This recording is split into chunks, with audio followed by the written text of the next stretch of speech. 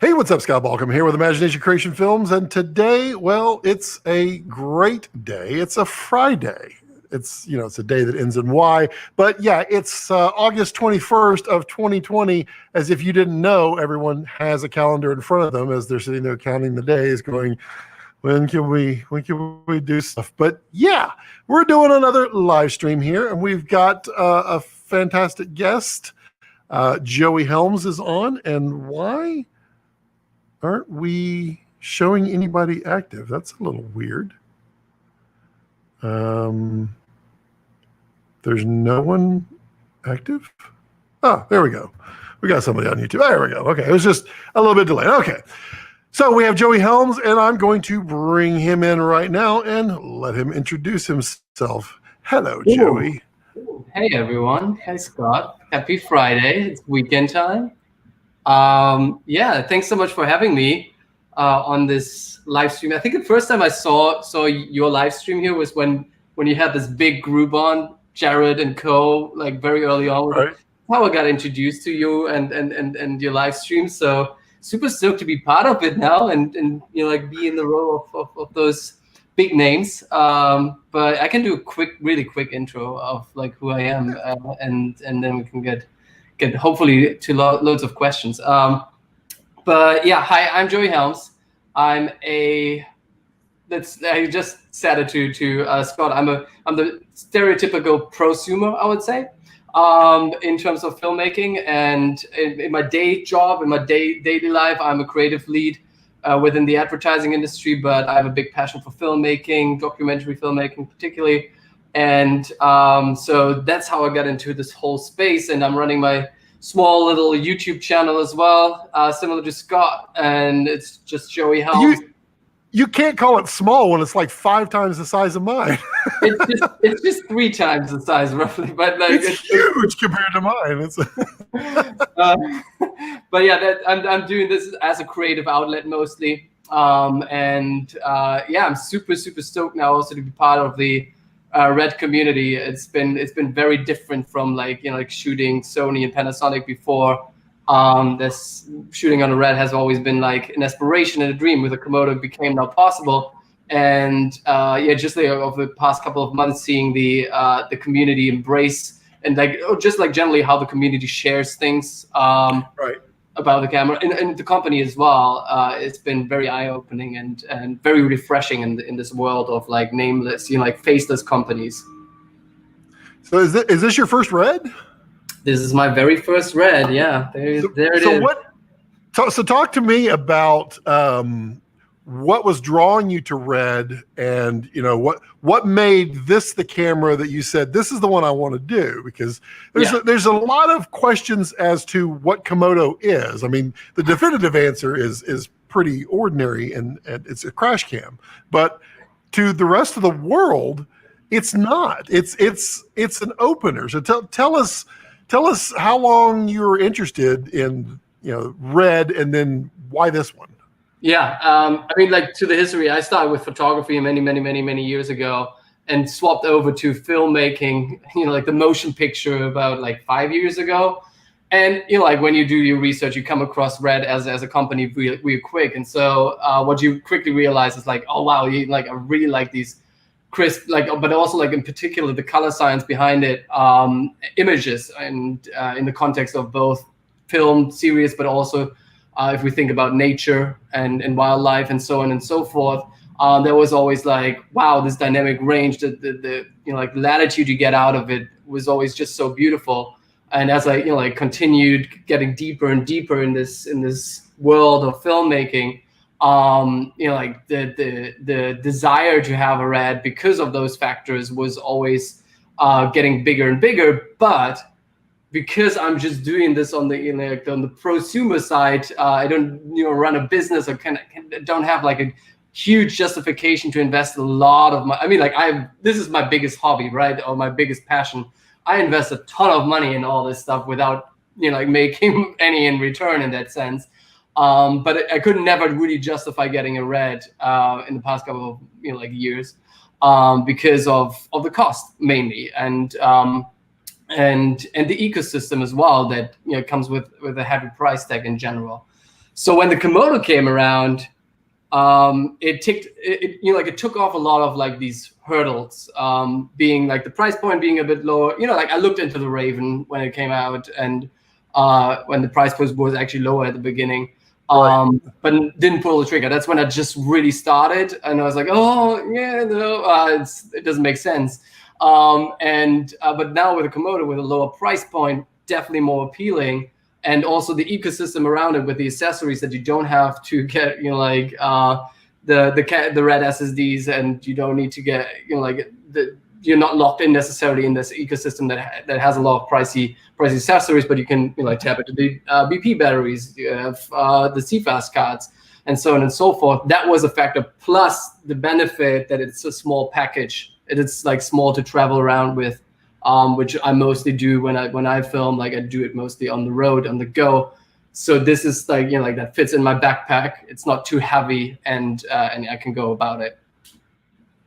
Yeah, the Raven was an interesting camera. It's funny because it performed, as far as when they were selling it and offering it for sale. It performed on my wallet the same process that the original Red One did. When I was I saw the Red One before it was announced, but they weren't shipping, and the price kept creeping up.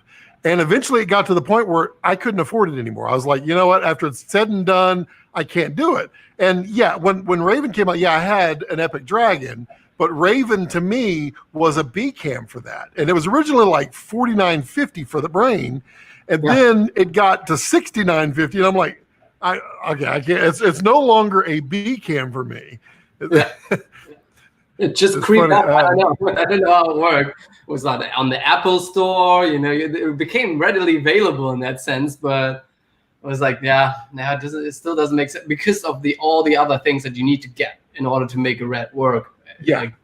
Legitimately. And so, but now with the Komodo, I feel like now it's there, and it's mostly the the image quality, the dynamic range, the R3D files.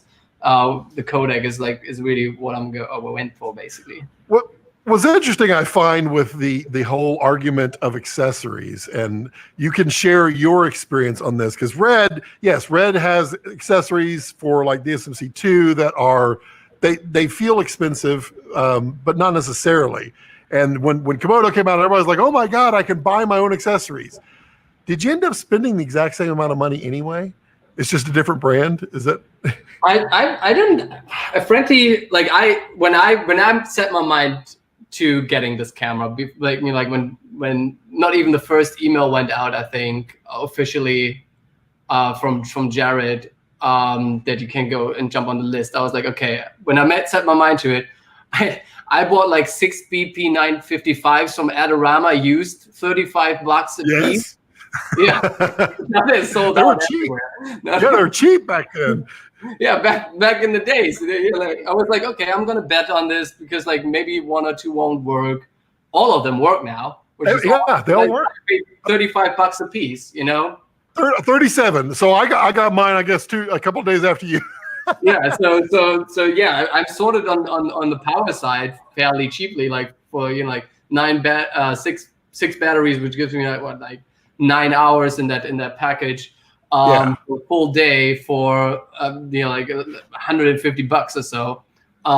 So that's great. Obviously, media is fairly expensive. I got the Angel Bird ones, but still cheaper than Rat Mags, and they are. I pulled the trigger on the handle because I wanted a record button, because especially for run and gunning.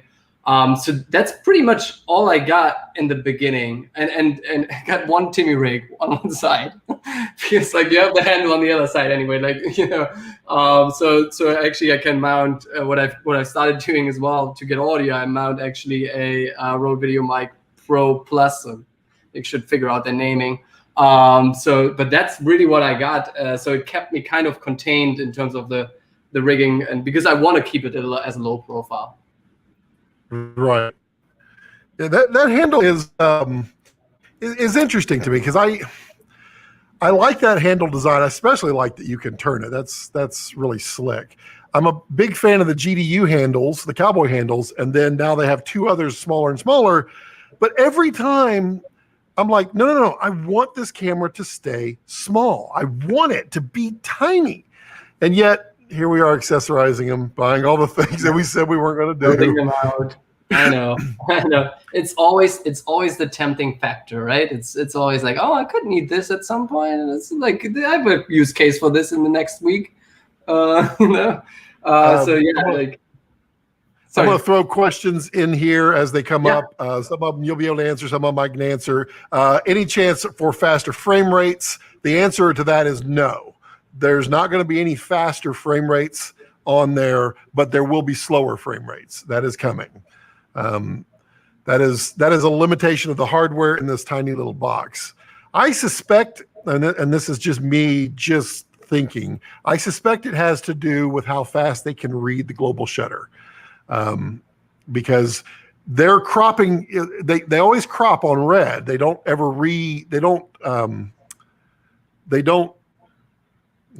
I lost the word. They don't read the full sensor and then output a smaller, because that's not raw. Red is 100% raw. So when they're reading the 2K 120, they're reading a smaller amount so they can read it faster. I don't know. It may be just a limitation of horsepower, but that's the way the cookie crumbles. What I've heard too. That's what I've been told too. It's like it's the processing power mostly behind it that limits the frame rate readout.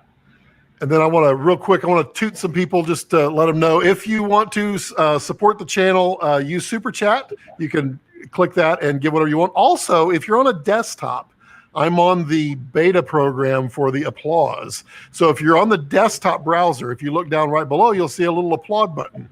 And you can click that, and I think it just sends $2, which, $2. It's like a cup of coffee. I mean, if you drink coffee, I don't drink that much coffee. Okay, let's see. Hey, we've got Miguel out there from Red Control, which is really nice. Really oh my God, yeah, Miguel, awesome work. I'm actually I'm because I'm mostly creating for my YouTube channel. I'm actually have a really cool shoot coming up on Monday and Tuesday, where we're gonna rig it on a car rig on a Ronin 2, and one of the topics I will talk about in that video is how awesome the app is, and we're gonna try it out if it's workable in that kind of scenario. Yeah, the negative to that app is now I want it on DSMC2, and we can't do it. But it's not. I'm not like, that. I don't have that problem. I'm all good. I just need it on Android, Mikael. So right you now, open the can of worms.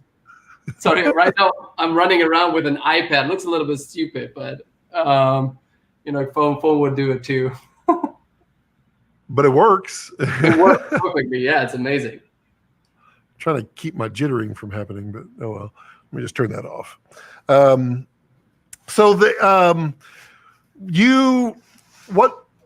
what type of lenses do you normally like to run on your Komodo? Yeah, I think I quickly found a favorite, just for the run and gun shooting when I was just going about in Chicago. It's the Sigma 18-35 1.8 odd lens. It came as a kit lens with a Raven, right? So there's a reason for it. It just I can't really explain it, but I really like it. It's very sharp in that regard, but it's still I think the bokeh and so forth. It still gives you that softness. So it has a good balance in my view. Plus, it has a good range in general for this run and gun stuff, and so I really dig that lens. And it flies on the Ronin S. A bit in my closet here, but that setup together works really nicely. It goes on your arm if you run around for 1 or 2 hours in the city, but that lens combination is really good. I'm shooting actually right now. This is on the Sigma 18-35 on the EVA1. Yeah, that's what's right there on the A7R3. Grip Tip says, "Hey Joey, first video I saw on Komodo was yours. Awesome, good to see you guys." Thank you. Dave, I'm a little upset that you didn't watch my video first. That's kind of so sad. Good stuff out there. You have hours to watch. You have hours to catch up on. I'm going to switch real quick here to. Oh, I'm not sure if I'm still here, but Scott just left. I guess like I'm monitoring the stream here right now myself, so I know I'm still online. So hi everyone. I don't know where Scott went, but he's in control for it. But I guess I can see the questions coming in on YouTube, and just like stall a little bit. So as I mentioned, I'm doing a really cool shoot with a DP from Chicago on Monday and Tuesday. Oh, there's Scott. I've tried to stall a little bit. I started. No, yeah, you're doing fine. Go ahead, keep stalling for just one moment. Yeah, so I was just like talking about the shoot that I have coming up with Arona, where we want to test particularly the app as well as show off the global shutter. Like on a moving car, shooting a motorbike cyclist. That's what we want to put through the paces. If you have watched any of my videos, see it's like a little bit high level, not like super technical, but more like how I would use it in like in my kind of scenarios and put it through the paces in that regard. So super stoked about that. We're back. Okay. Yeah, we're back. I was the jittery thing that was happening because I was trying to use the virtual camera on OBS so I could have the overhead. It was just killing me, so I had to get rid of that. Let's see here. Mikael says, working on Android as you guys talk. So all you people who would love Android, he's doing that right now. Let's see here. Will CFast dummy to SSD like SolidPod work well with this? We don't know. Theoretically, it should. The problem comes in with external SSDs are not built to do a sustained data rate. And if you look at the CFast cards that are approved by Red, and there's 4 of them that are approved right now, others may work, but they don't work all the time. And you got to have that continuous data rate. It has to be able to withstand the heat. And some of those SSDs may not do it. So Red's intent always is to make sure that you never have a problem due to media. So will it work? Theoretically, it will. It may even get approved. We don't know. But for now, no. Let's see here. Frosty, he's expecting to get his Komodo VR kit put together soon. Very nice. Grips like, you got a video, Scott?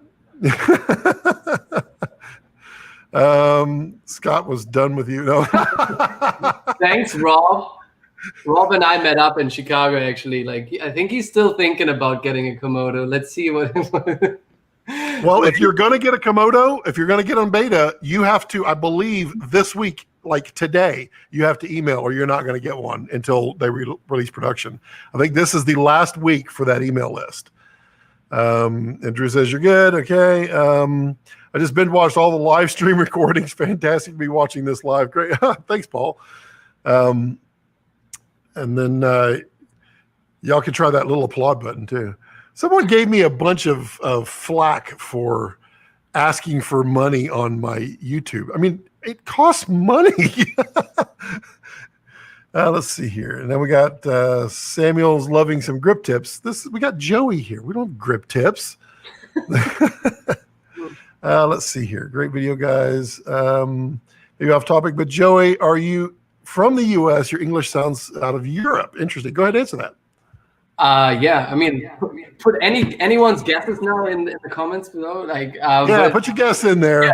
And then we reveal it in a couple of minutes. Right. Let's see. Michael Sue says, please. I'm assuming that's for the Android. How long did it take you after your email to get it? Yeah, that's it. I feel like after the very initial email where Jared sent out like, email me now with like, I want the Komodo, or whatever that sentence was, that magic subject line. I think it was a total of 2 months after that, if I'm not fully mistaken. I got it like 3-4 weeks ago.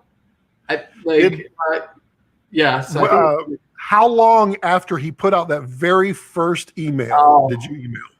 I think it was 3 minutes after, but I heard also that he sent it out in batches. So there might be like, I followed on reduser.net a lot of like discussions of like, right. Well, I replied like after 3 minutes or 5 minutes and 10 minutes. But apparently there were also multiple batches of emails getting out. So in my batch, I can look at the time. It was 3 minutes after because I was just Wow, luckily okay. on my phone that moment. I was like, that dropped everything. I said, I need a reply. Like, basically, that was the Uh, reaction. and what serial number batch are you? You don't have to give the exact number if you don't want, but is it 100, 200, 300, or 25. just 25? Yeah, yeah. I Wow, mean, that's the first batch. it's like it's my, I don't like I know I got it like the week after like the first round went out. Okay, So yeah. I don't know like if it was just sitting around there or like how they. Well, How it probably was that they were the very first batches. They were delivering by hand to a lot of people, yeah, so they're probably taking care of those first. that's what I I know thought. that one of our viewers here, he sent his email in. Well, I don't know exactly, Tommy, when you send your email in, but he's actually getting his Monday. But it's been weeks and weeks. Yeah. Um, uh, Grip tips. Dave wants to know what's the benefit of getting a beta versus the production model. Go ahead, Joey. I mean, for me, the benefit is like just like like being. I feel like it enables you to be also very close to the community, and maybe that might be the case also for like once you have a production unit. But I feel like the love and the attention that we are getting now, especially like there's this dedicated secret Facebook group for those who have it already, like the attention that you get also like from the red folks and talking with them. That's certainly a very very strong benefit of like like getting your feedback heard, etc. But also on the other side for me is like I love getting my hands on tech early, just to like just see, try it out, take it, break it. So that's for me like a benefit. The third one would be the color. Like I debated a lot in my head, like shall I wait? Shall I pull the trigger? But then I was like, oh, the white color really like makes it look different, stand out, almost like I wouldn't call it cheaper, but like when you think about like going out and about with this camera, it doesn't stand out as like necessarily as a cinema camera if you keep it like very low profile. So it could like almost pass as a toy camera. You In a certain you way. could build it huge and make. You don't realize how heavy it is. But in that regard, I think that's the color was definitely a point for me too. Yeah, this right here is as large as I've ever built my Komodo so far, and it's pretty large for me. But this is the Takina 11 to 20, and this is a pretty fantastic lens. But I've got this the Revar Cine rotary polarizer up on the front on a Misfit Clash 138 matte box. And when you stick it all on there, I mean, this thing starts to get a little big. But like you're saying, you can put a well, I mean, it's nowhere near as big as this guy. I mean, it gets up there quick. But if you take a small little like the GDU 40 millimeter is really cool, but I mean, you can get this tiny little camera package. Tiny. That's it. Put these Russian lenses on it, and you're good. Yeah. So we had a couple of guesses. One of them is right. Yeah, I see it. Yeah, Paolo commented on one of my videos, I believe. So he got that one because I think I replied in German, if I'm not mistaken. So yeah, the right answer is German, but I lived in Ireland and in the UK before, so it's kind of messed up by now. Depends on what I talk about. Question here for Scott or Joey. I'm not on Facebook, so I can't partake in the user group. How can I stay up to date on new stuff for my Stormtrooper? Well, I mean, reduser.net is probably your best bet. And quite honestly, if you're not on Facebook, if you can get on Facebook, just get an account just so you can get into the group. Are you if you're an owner of a Stormtrooper, there is a group specific to the owners of of the custom color and Stormtroopers. It's a secret group. You're not supposed to talk. It's a secret. No one knows about it. It's kind of like ordering in and out. It's like it's off the menu. No, it's only for people, and people are like, why is it so exclusive? Because they want to be able to get the feedback directly from actual owners and not just necessarily users or people who say they are. They need direct response for this stuff, and that's why it exists. But just create a Facebook account and go get on that group. It's literally called the official Stormtrooper and Custom Color Komodo group. And yeah, and for everyone who's been messaging me, I mean, I will pass your information along, but I am not the admin of that group. I can't let you in. The admins work for Red, and they will get to you and let you in. So just give them a little bit of time. They're working as fast as they can. I did ask if I could for them and help, but I think there's some privacy issues, which makes perfect sense. Isaiah, Joey, how fast is the boot up time or shutdown time? I didn't measure it as to say, but it's like 20, 25 seconds, I would say, right now. 22. How come you don't measure it? 21.97. I mean, it's just like, it depends on what I do around it. If I'm like just waiting for it to boot up, it feels longer. If I'm just like starting it and I'm doing the three other things, it's blazing fast. It's almost half the speed of a DSMC2, but it's 22 seconds right now. I don't know if that can get any faster. I hope so, but for now that's what it is, and it's still long, but it's a hell of a lot better than it was. Adam says, "Sup guys, just dropped in." Delip says 4K ProRes down sampled from 6. Yes, 6K to ProRes is down sampled because you don't have to worry about RAW. Red is a purist company when it comes to RAW, so that's why you always crop. But in ProRes, no, they'll take the full sensor, and you can apply LUTs, all of that good stuff. Robert Campbell says, "I love that lens." Which one are you talking about? 1835. Everybody loves that lens because it's so sharp. It's such a great lens. And it's also affordable for that reason, right? Like it is very affordable. Do you have the 50 to 100? No, I don't. Is it good too? It matches. In the market now for that? Yeah, it's the it has this built-in feature. It's called a focus zoom. It's got really, really bad breathing. Like when you pull focus, it just like zooms in so bad. I got used to it. I don't even care because the picture again is so sharp, and it's an f1.8 or a t1.8 or a t2 actually on the cinema, and it's a 50 to 100. I mean, it's pairs well. I wish they would make a better 24 to 70, but they don't. Theirs is meh. Yeah, I'm thinking I'm thinking about like an always-on lens, and if a 24-70 like an RF mount lens with IS would make sense further down the line once RF is supported. I'm just gonna wait out. Like I'm sure there will be third parties coming out with RF lenses as well that may.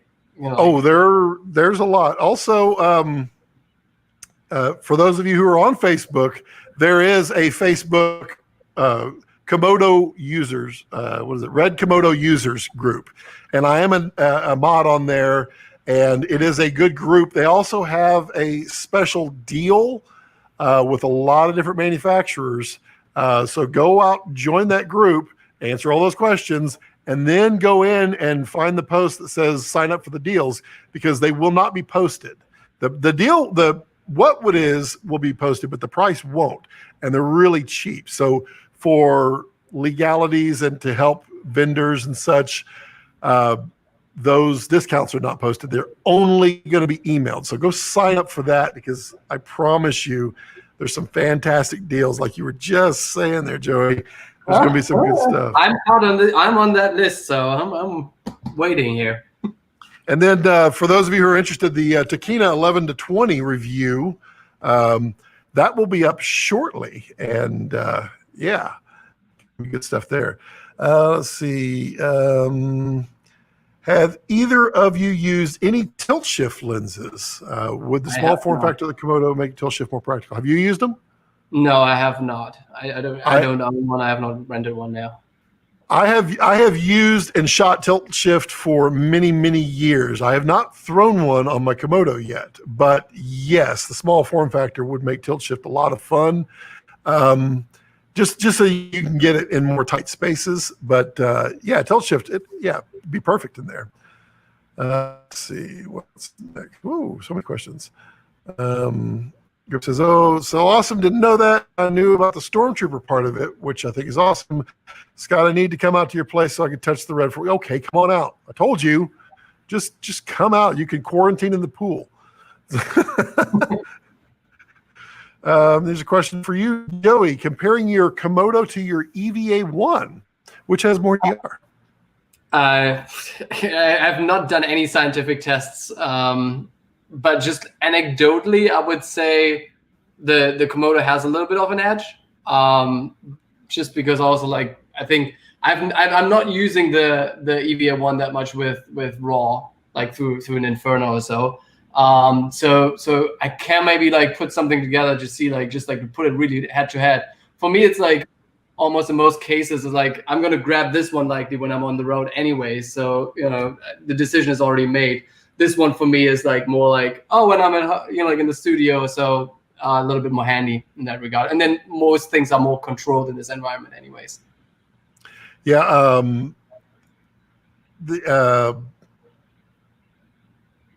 I completely lost. Oh, so yeah, you have the EVA-1, so I mean, you might as well do a comparison. I got totally brain lost here on the screen with all the chats going through. Yeah, you should do a comparison because I mean, that is really all people have to compare it by. Is how does it compare to this? How does it compare to that? Now, I've shot with the EVA-1, and I mean, I like the EVA-1. EVA-1 had a little more dynamic range than my GH5 did. Not a lot, maybe a stop. But I'd side with you that I think the Komodo probably has about a stop or a little more than the EVA-1, but it's not. It's not 3 stops. They're pretty close. Well, yeah, I agree, and yeah. I'm trying to get out. Like, I have a bunch of ideas on what I want to do with the Komodo, like these kind of more technical tests. I mean, like, there's a lot of questions, especially like comparison between the Blackmagic Pocket Cinema Camera 6K is like the most requested thing, and I have already a bunch of people in Chicago reaching out to me. They want to do it, so I'm going to figure that out. But yeah, I'm shooting one on Tuesday. Perfect. With the 6K there you go. Yeah.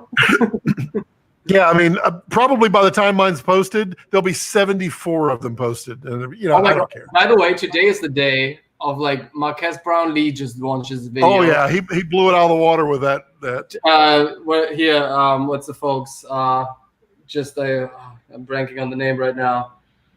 Indie Mogul just posted. Yeah, Indie Mogul. I was just watching that before we started because they just released theirs. Yeah, so, I mean, I was gonna do one, but.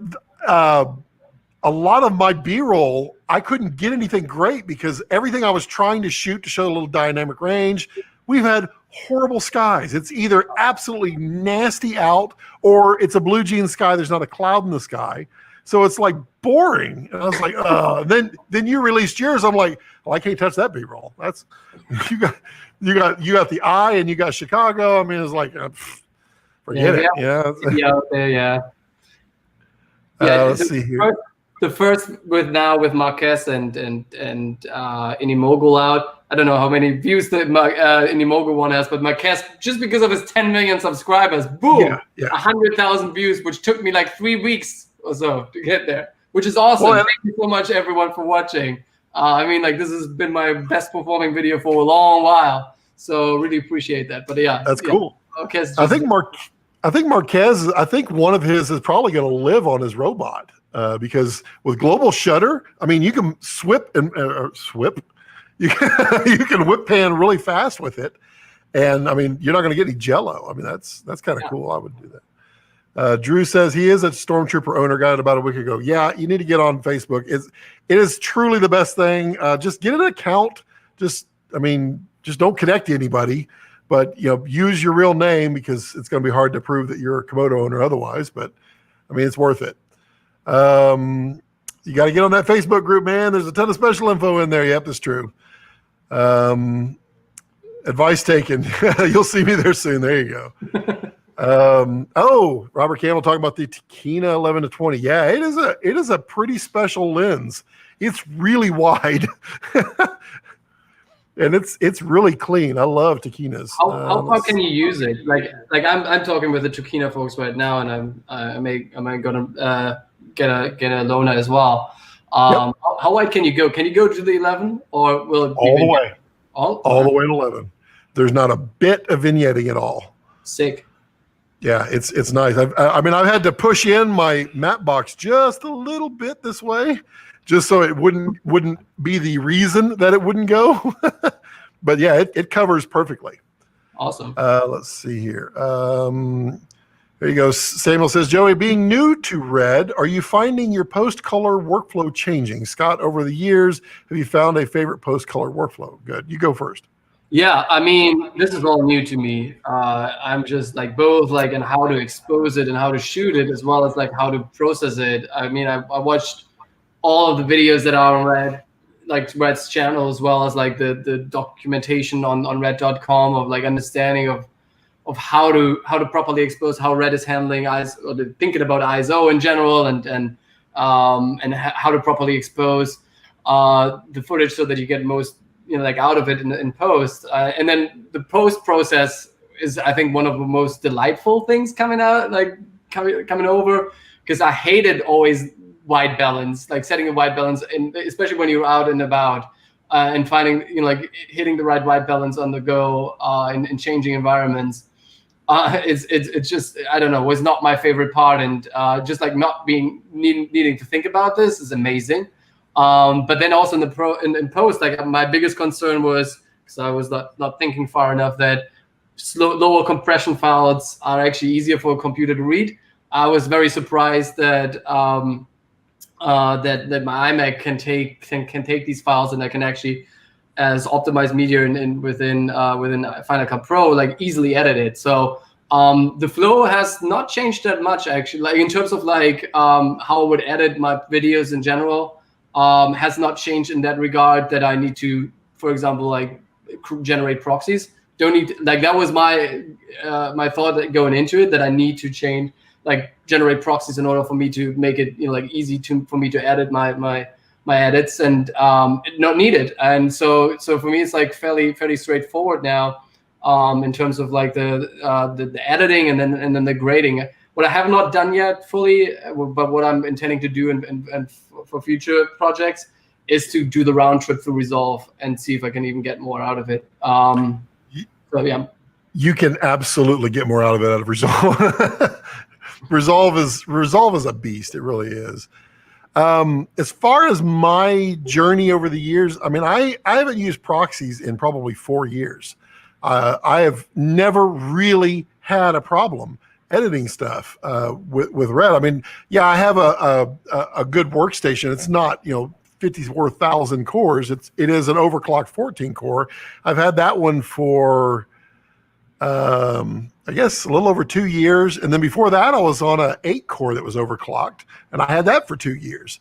And I didn't have any problems. I was able, I mean, in Premiere, you just set your resolution to like a quarter, and you just, cruise right along, editing, no problem at all. Color is there's some tricks with some of the software packages, just by the way that they interpret. Resolve does it really well.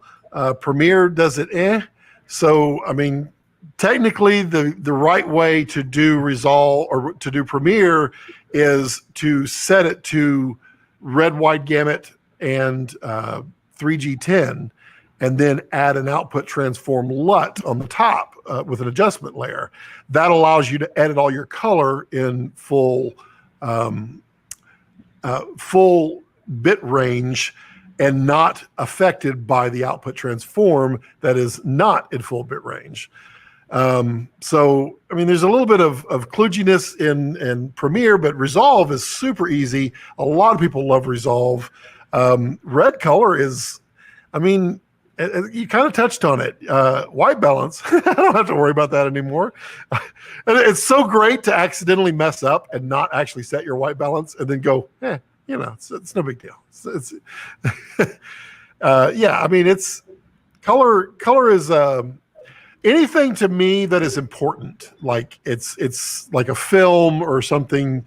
It's not this or anything like that. Then I go to Resolve for color, because Resolve is so much better at color. I mean, it's day and night. But everything else, I do it in Premiere. Although I may switch to Resolve. We'll see. I'm curious about like how are you approaching exposure? I know like everyone says like reds love light. So what I'm basically doing as like a layman new to this ecosystem is like I'm trying to give it as much light as possible, so like up to the point that I'm not clipping any Right. especially the yellow channel. I think that's the first one usually to start clipping, and just like below that point, that's basically like how I'm, especially when I'm out and about, try to expose it. But I'm curious, like if that's the right way to do it. That is exactly the way I do it. You want to give it as much light as possible without clipping, because when it clips, it's gone. And reds, they have a great dynamic range, but I mean, you can still clip them. It's not impossible. So yeah, I tend to pull back. I have lately, like on the DSMC2, which I now mirror on here, I've been running like high contrast or medium contrast, and then I kind of do my roll off at very soft or soft, and that gives me kind of a feel, because I'm a sucker for skies. If I can see clouds and see all the different detail in the clouds, I'm hooked. So I always try to expose so that I can get those and still maintain what I'm getting. But it usually is just under clipping is where it falls in. Here he goes, a question. Hey guys, Joey, fair play. You smashed your initial Komodo video. Yep, you did. I'm so glad the batteries ran out on my camera filming mine. Just looking at the comments on MKBHD's video, it shows how many people really don't know about the Komodo still. Yeah, I kind of wondered how that video was going to do for him. I mean, it's doing really well because, well, it's MKBHD. There's a lot of people that just don't know what that camera is, and they're going, "Huh? What?" Let's see here. It goes back to your point. It's like, where does it fit in? And I think Marquez also discussed that point. It's like, where does it fit in the whole ecosystem of like all the A7S3s and R5s, as well as like the whole red DSMC2 lineup, and like it's an interesting spot to be in. Right. Let's see here. Paul says, love that talk. Thanks for the initiative, Scott and Joey. Will R3D LQ be added on later? Everything that I've been told from higher ups is, yep, there's going to be that. I would love to see an even lower one, but I don't know about that one. Is back focus adjustable with the wooden camera's PL? Do you have do you have a PL? No, I'm all I don't have one. Ryan, if you're watching, you told me to reach out to you. I'm sorry I failed to respond back to you, but yeah, we'd love to. let's get back to chatting about that. I want to talk to you about Ryan from Wooden Camera.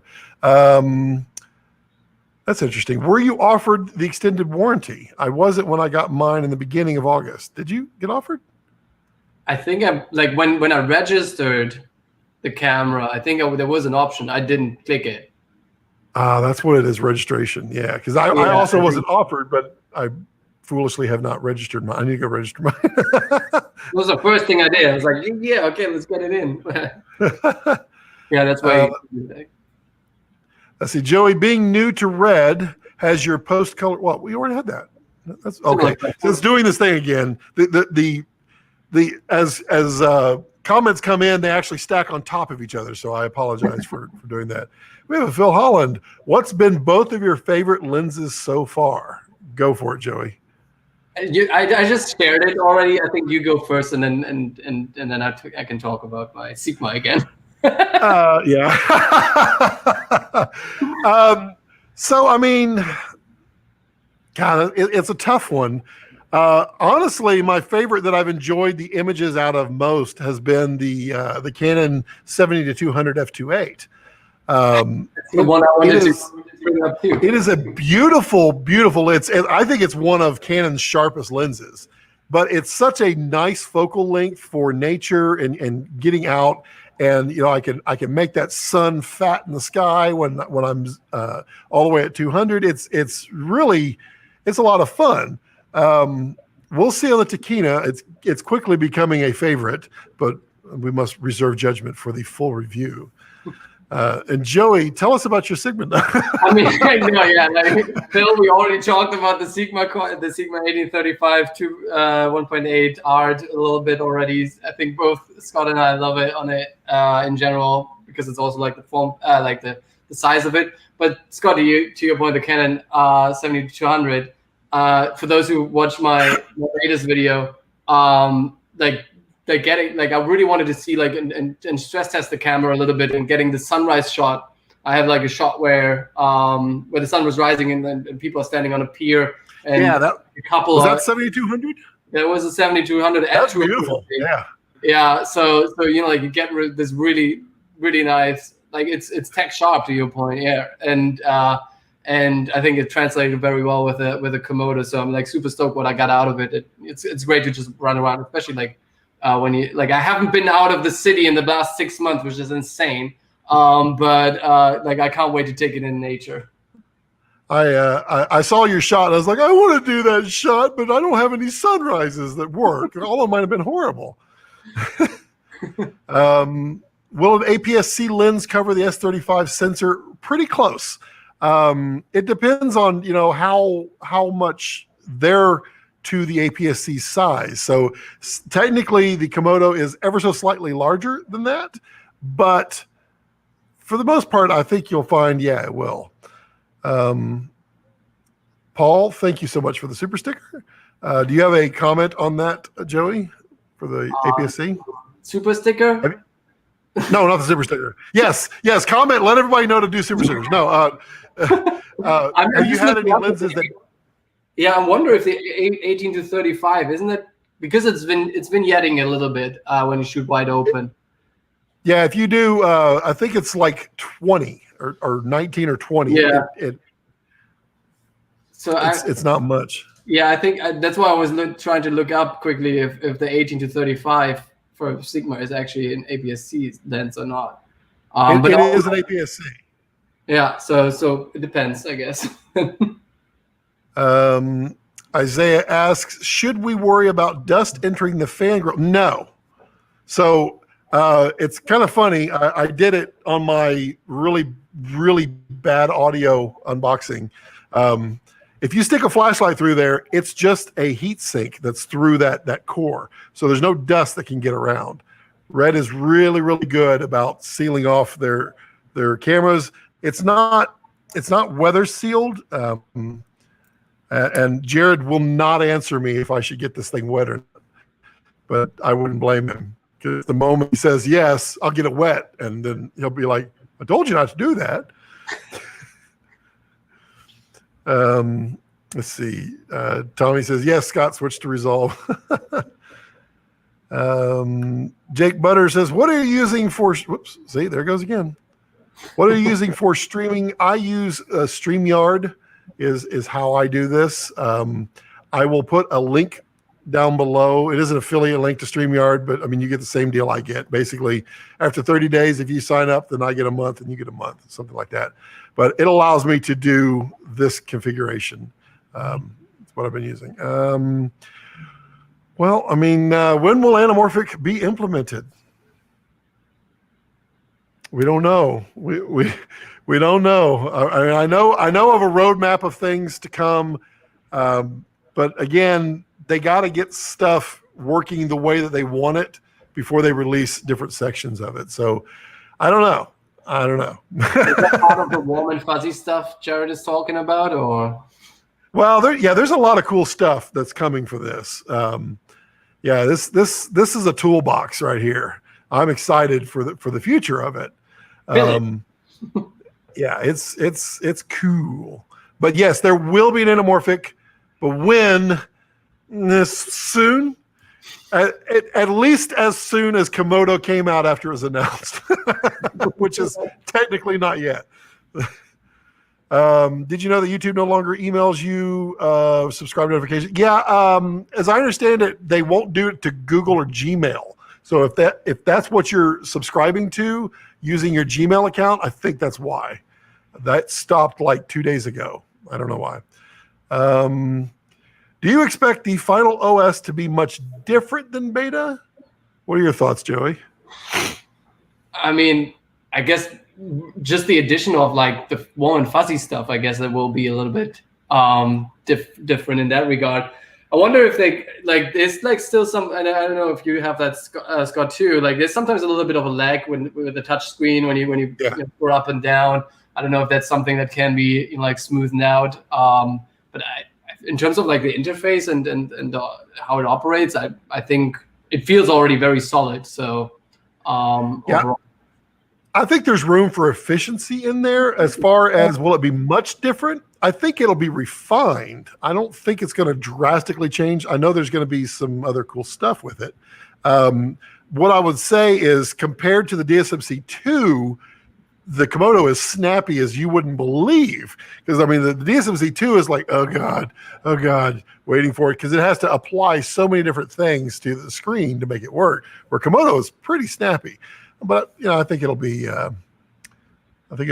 improving. It's again to that interesting spot this camera sits in between like those DSMC2 cameras, as well as, let's say, these mirrorless cameras like the R5 or A7 series, where the interface is like just like super fast in general. Right. So it's in that middle ground again. What is your favorite small lens? I'm trying to keep the form factor as small as possible. I feel you, Alex. Go for it, Joey. What's your thoughts? I mean, I'm using the Helios 44-2, whatever they call it. It's this 58 millimeter USSR lens. I find it very, very handy. Just like if you want to get like a little bit of a vintage look and feel, super nice to just like run and gun with it. And it's flary too. Yeah. And then if you shoot it wide open, it gets like this weird freaking flares, like really crazy flares. So that's fun, just like as a fun, because like I think when you have a small package, it becomes this very, very fun kind of thing to play around with. Very fast. Yeah, I also flew the I have it actually here. The 24 millimeter pancake by Canon. I think it's 2.8 if I'm not mistaken. Also very nice, especially if you want to, like even have it as a smaller package. It's half the size of that Helios. So that's, I think, the smallest you can get almost. Unless are they RF mount pancake lenses? I think there's one, but it's not supported yet. Yeah, RF right. Like, supported. It's going to be like, this is like almost like the size of the adapter, right? Must be. Yeah, there's only drive-by-wire on RF. Yeah, but it will take off that. Yeah, would likely look like this. Yeah. When the RFs get supported, oh man, is this thing going to be small and compact? I mean, my favorite lens, it's Helios. It really is. It's a great little 58 millimeter cheap. I think I paid $37 for my copy. It was on eBay, and there's millions of them out there. Also, the Nifty 50 from Canon. It is a great lens, and autofocus works on it. Which one do you have? That's the 1.4. 1.4, yeah. I have the 1.8, I think, somewhere laying around. But that's a plastic one. That's a really that's the $99 one. That's the. And I'm getting this weird reflection. The sun is setting slowly. No, I see it. Yeah, you've got some kind of flare happening back on your lens. Yeah, no, it's actually a big skyscraper like reflection. Oh, nice. Let's see here. But puts the Komodo a little bit in the spotlight. Gets a nice like little. Yeah, it is. I just use. It's not in the spotlight anymore. I was going to say I use the actual spotlight.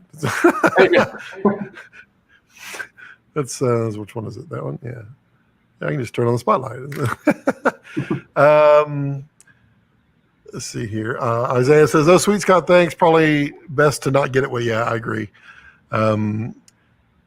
Is there any expected external monitors coming that will have menu control? Do you know of anything, Joey? Well, I've that's what I'm waiting for. I've heard there will be monitors coming out with external control, with menu control. It's exactly what I'm waiting for, because like right now I'm running mostly with the Adamas Inferno, which is like huge. And so yeah, I'm waiting for like ideally a 5-inch or so,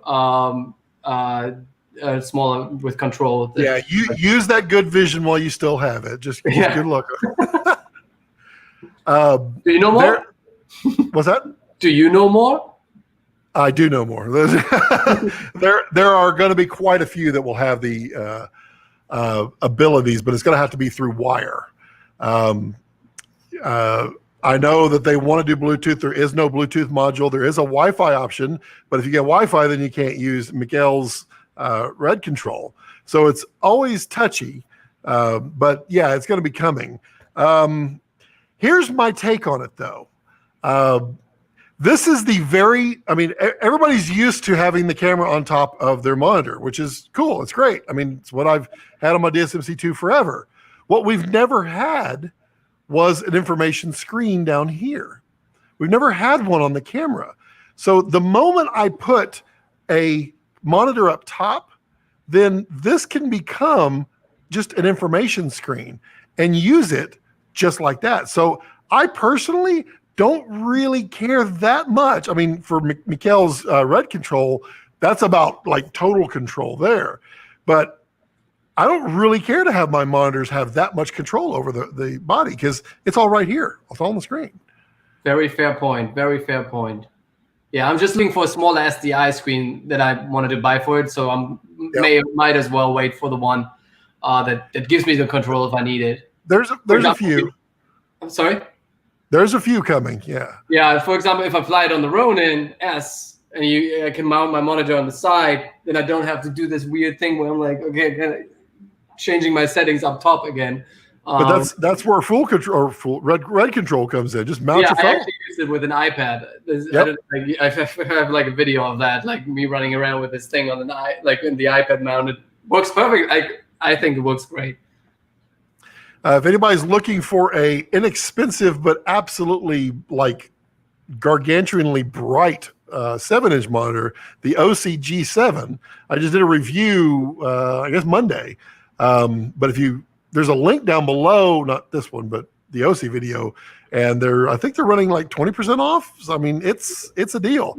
And this is a really bright monitor, even in the sunlight. That's at half brightness.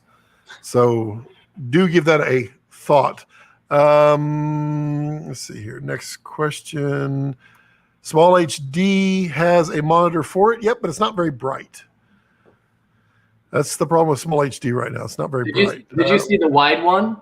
Did you see the wide version they were teasing on their Instagram? No. Yeah, the Focus Plus, I think they said like for Labor Day or whatever it is. Like that they may want to have one. It fits. They had it on a Stormtrooper, so it fits perfectly. It was like quite tempting to look at. Let's see here.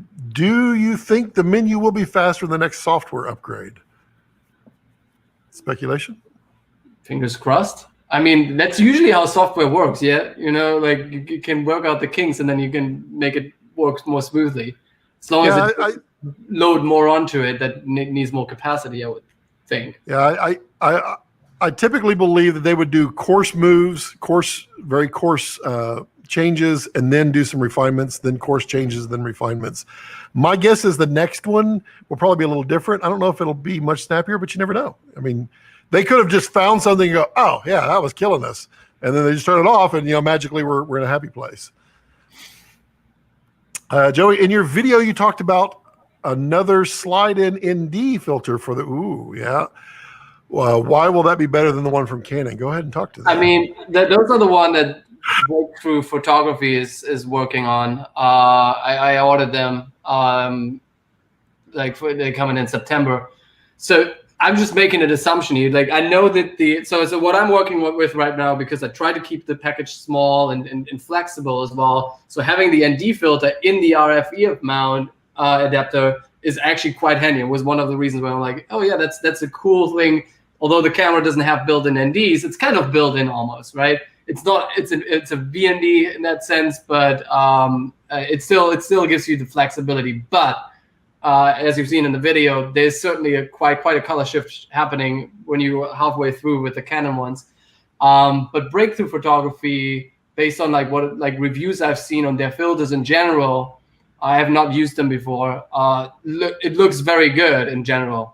And so I hope it translates for the slide-in filters, drop-in filters, that's how they call them, as well. And I can address that and maybe like see if it like do a head-to-head test between the two once I have it. But like that's certainly like for me the hope that that's a little bit better in terms of the quality. And they're cheap. I think they're cheaper as well. They are, and they have a slew of options. I mean, because they're 100% based on photography, and there's some cool stories that I can't share right now, but in due time those stories will get to come out. But some really interesting stories on that company, all positive, by the way, and Komodo, and stay tuned. Cool stuff is coming. You know so much, Scott. Like I don't know nothing. Teasing here. I don't know nothing about nothing. Let's see here, Isaiah. Oh, cool, exciting. Yes, indeed. What about must-have accessories? Go for it, Joey. What do we define as accessories? I would say a handle is definitely a must-have. Everything that didn't come with the Komodo. Okay, the stereotypical ones would be a handle would be great. You can clearly especially if you run a gun, you can operate it like this, but this gives you more stability, especially if you want to hold the lens. And then the infamous or like the famous Timmy rigs, I think Timmy ribs are kind of like a no-brainer. I think there's also a bunch of other options now, third parties. I mean, GDUs in theory a third party too. But so that you can start mounting stuff on it. I think those are the must-haves. Batteries certainly must have. I mean, but that's for me like for me as a ground working camera a must have. And then everything else for my purposes at least is kind of bonus. Yeah, I mean, I agree. I mean, like I said previously, I want my camera to be really small as well. It's this build out is not my typical. I will use the monitor though because I do love the monitor, but it'll be a small lens. You need some type of a handle, and it may not always be for holding it, but it is for carrying it. I mean, because you can't carry a cube; it doesn't carry very well. I've been playing around with the small rig handle, which is it's the really cheap version of the GDU. I will get a GDU because I love the way those are. But the small rig just mounts right on the side of the Timmy ribs. Technically not supposed to, but it does. But it gives me that ability to hold it. And then I use the my old school DSMC2 handle, and I clip right on the bottom, and then I can carry it that way. So you need some type of a handle, whether it be on the side or on the top, but a handle. If you got great vision, the monitor is really sharp. So get a small handle for the top and you're done. I mean, you've taken care of everything. And then batteries, CFast cards, and lenses, all and then I think the RF to EF or PL mount adapter that won't come with the final production units, as far as I understand. Yeah, the RF to EF will not come on non-Stormtroopers. Yeah. So that's definitely like if you have EF glass or PL glass, certainly must. Right. Because RF is not supported right now.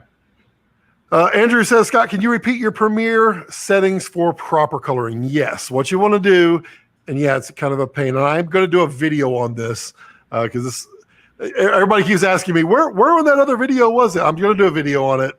I'm just trying to figure out where to put it in my allotment of videos. Somebody will probably do one before then.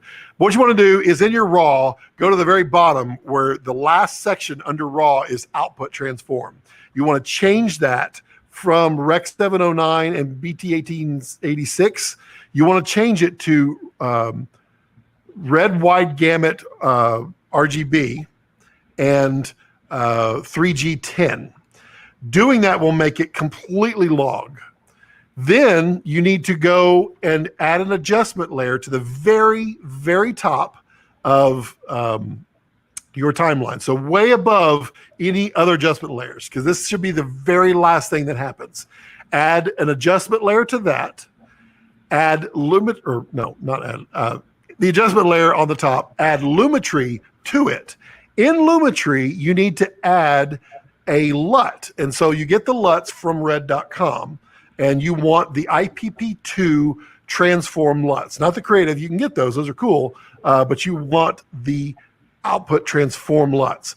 And then you want to choose the LUT that you need, which would be either hard, medium, or soft for your contrast, or high, medium, and soft, and then high, medium, soft, and very, very soft for your roll-off. And you have to choose that there and apply choose the correct LUT and apply it to the top. Then any color grading you want to do, add an adjustment layer below that adjustment layer, and then color grade as you would. You're going to have to do that to all your clips. It's kind of a pain in the butt. That's Premiere. Yay. But that is the correct way, because you're getting rid of an output transform that is 8-bit in Premiere. Because if you don't do it that way, you're color grading to 8-bit. And on Komodo, you're actually color grading wrong because it's mapped wrong. So yeah, that's the probably not so quick answer. Yeah, it's the same for Final Cut as well, like kind of the same logic behind it. You have, like, when you click on a clip and they have this info box, and then if you have I guess it's a plugin installed for Red Raw, then you have you can have all these controls from ISO, as well as like the color space and gamma, and then you have to do the same layering kind of technique.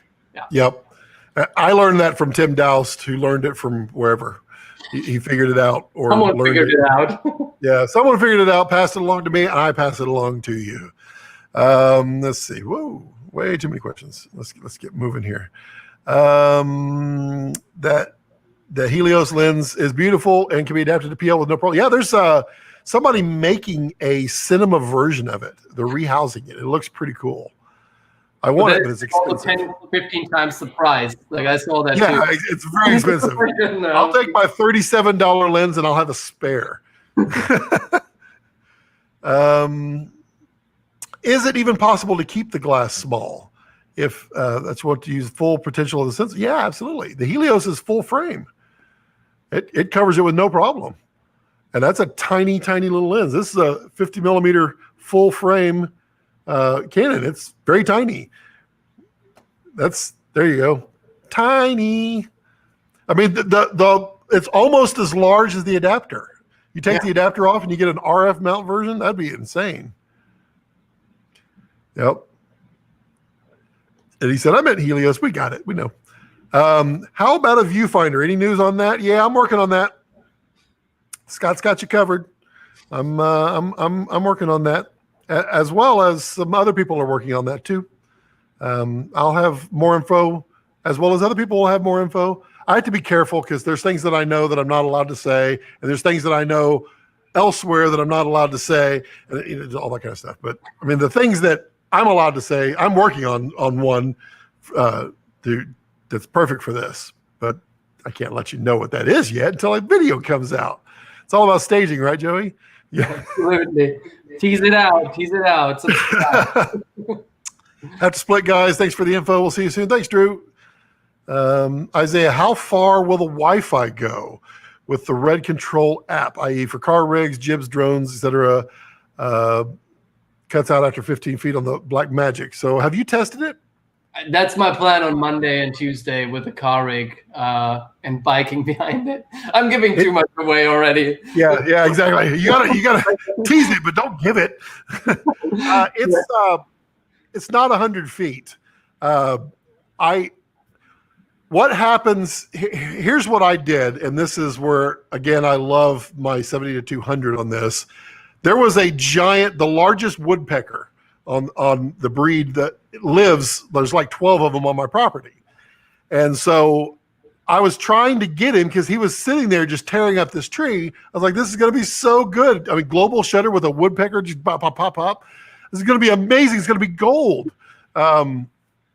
So I went there. Every time I do that, he would fly off. So I set the camera up on the tripod and used Red Control and walked back about 100 feet. I was able to get signal. I was able to completely control the camera. what happens is you start to lose a little bit of the frame rate back and forth, but I could still see what was happening and I could still hit record. And then my wife came out and said dinner was ready and the woodpeckers flew off. So I never actually got the great shot. Next time, Scott. Next time. Yeah. But it's usable to probably 40, 50 feet. I did not have any problems at all. I was laughing when I was doing it because like, this is a phone. Dude, I have a question. I saw your Saturn and Jupiter images. Just how did you do that? Like, do you have one of these rigs that follow the? No, you don't know. The planets are the easiest thing to shoot because they're so bright. So, I was actually at ISO 320 and I was at like an F28 and I'm shooting. Yeah. Because you can only shoot at 24 frames a second. So planets are so bright that you just got to stop them way down, stop them way up, whatever. Increase your f-stop. I always get that backwards. So I was on the Sigma 150 to 600 with the Canon 2X on it. And it was just on a cheap tripod. It was just sitting out there. And it was just tracking perfectly fine. How did you figure out the positioning? I guess you know where they are in the sky, or do you have like an app? Zoom out and then like use your eyeball and then just do the little rapid scan up and down. It works. It's not huge in there. You're going to see the dot, and the dot is literally the brightest thing in the sky. But yeah, I saw somebody had posted their Komodo with an 800 Sigma on it, which was the lenses like this. I'm like, I want that and the 2X. Yeah, I've got a telescope. Cars or planets to be seen in the city, so I don't even go there. I've got a telescope up in the attic that I need to break out. Might be a lot of fun. Let's see here. That's the same question. Okay.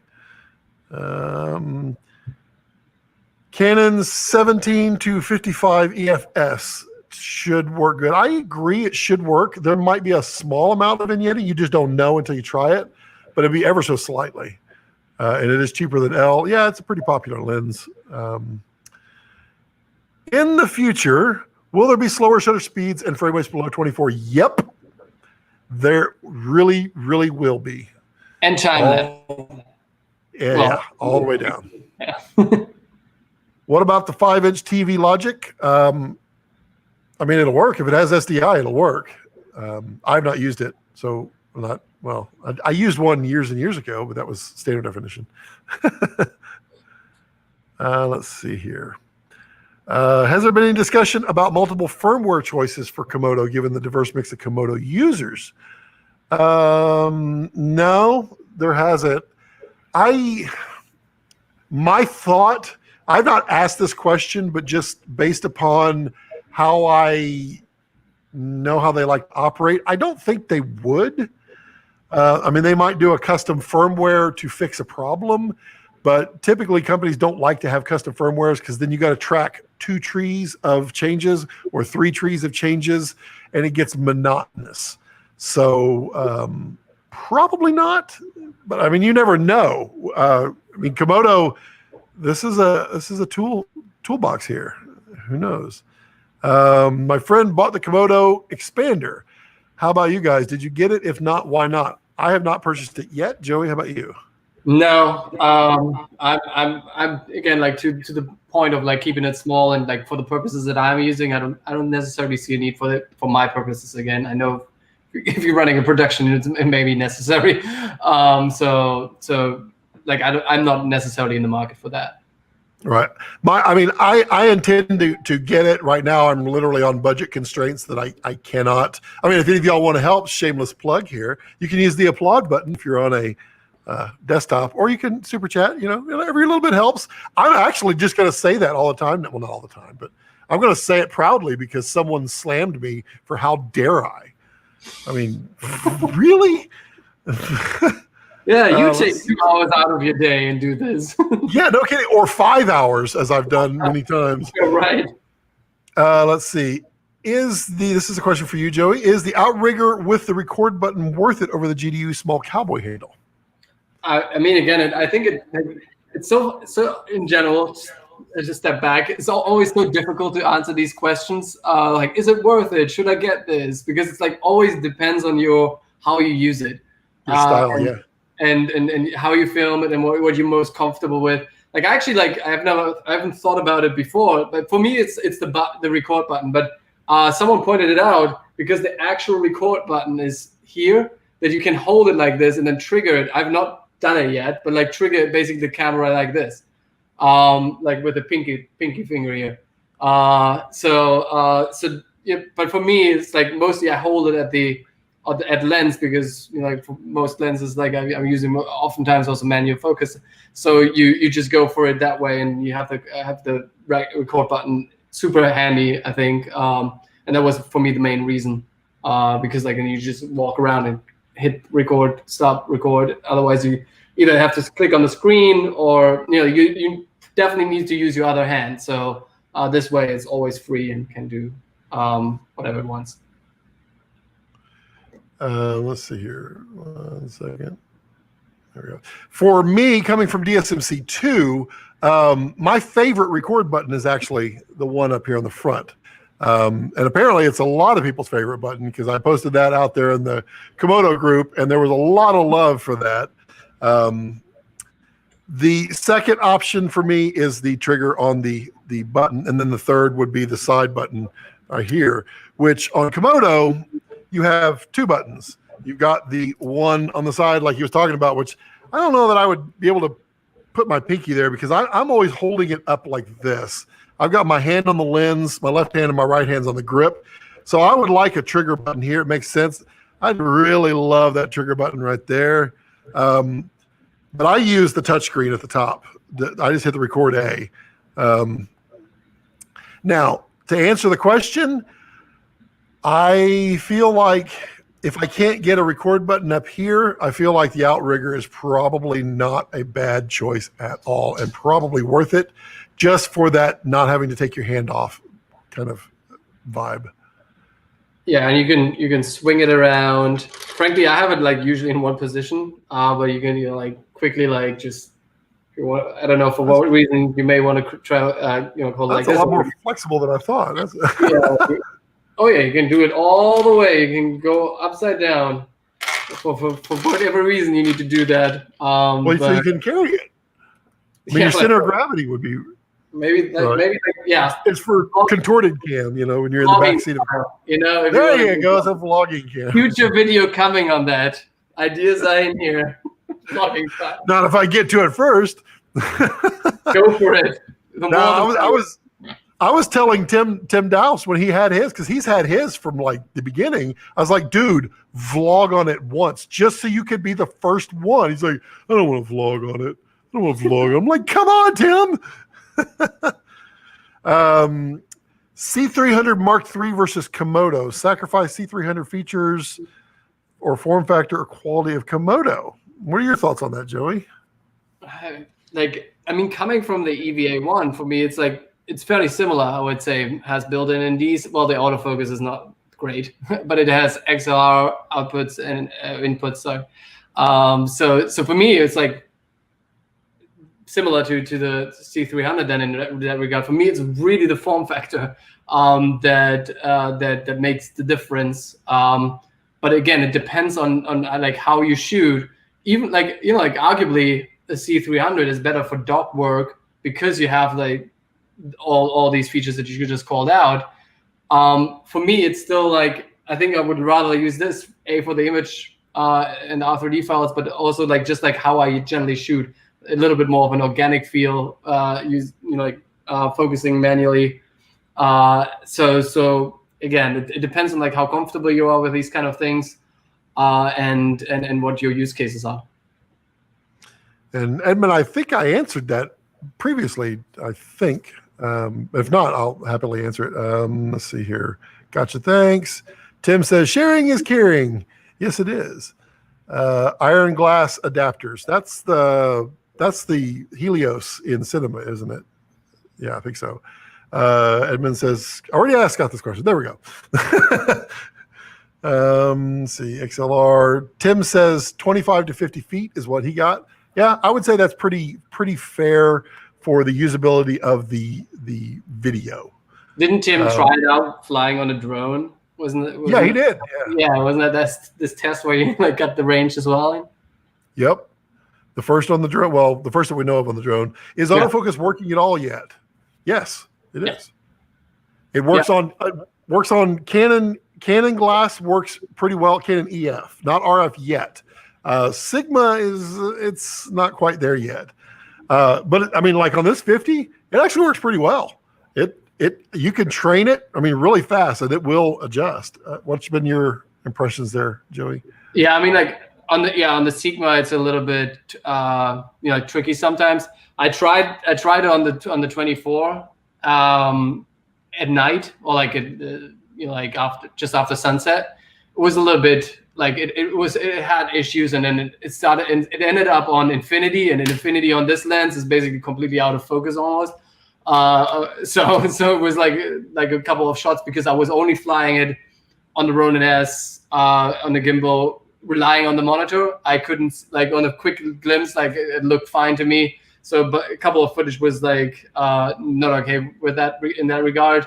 But again, it was also a very, very tricky situation to have the autofocus work. Right. Tim says you can adjust the live stream quality on the camera settings to keep the frame rate from getting choppy. That's true. By the way, I saw a lot, like, since we just touched on the drone stuff, did you see, like, I think the Red Komodo user Instagram group, people like that group reposted a couple of like stories from folks flying this on an FPV drone? Like, I have not seen the footage out of this, but I would love to see the footage. They just show this thing flying on an FPV drone. Like, I would love, if anyone has that link or so, comment on this video, I guess, and leave that footage. I'm very curious, like, how this works on an FPV drone. Global shutter with an FPV ought to be good. Yeah. Paul wants to know what's the native ISO. Well, it doesn't really have a native ISO, but the middle ISO that you would typically use is 800 on this. And then he wants to know what's the maximum ISO you think is usable. So you were out at night. What ISOs did you push to, and what did you find usable? I mean, I went up to 4,000. I have like footage actually, like flying around on my channel for download where it was fairly dark. So if you want to check it out, and then you can play around and post, right? You can change your ISO and see what what you deem usable. But I would say, I think 1280 is still fine. In terms of like really, like, I feel like the noise patterns are not that bad. Like if you compare it to other cameras, personally, again, like non-scientific anecdotal references. But I think I would push it in general like to 1280 or like 1600 or so. That's just like what I've experienced so far. Yeah, I've pushed it to 3200 usable. I mean, I did clean it a little bit. 6400, I don't think I would use. 3200, I could definitely see. I mean, with the power of the noise reduction and all these softwares, I mean, you can clean it right up. It's still a very nice image. It's just a little noisy. 1600, I think, is pretty good. 800, it's very clean. Yeah, like, and the noise reduction. Hey, there's for any Final Cut users. Yeah, you can apply noise reduction, but it doesn't work on 6K clips. It's like, what? I'm like, oh yeah, I can apply noise reduction after the fact. No, sorry, only up to 4K. Apple's like, 6K? Who does that? With their Retina screens everywhere. Yeah. Can it shoot 6K in ProRes? It shoots 6K to 4K. It cannot shoot 6K ProRes. Is there actually a 6K ProRes? Is that a standard? Oh, I just figured that out earlier this week. I was like, because people have this question about like crop factors, especially like hey, like how does a crop factor exist in ProRes?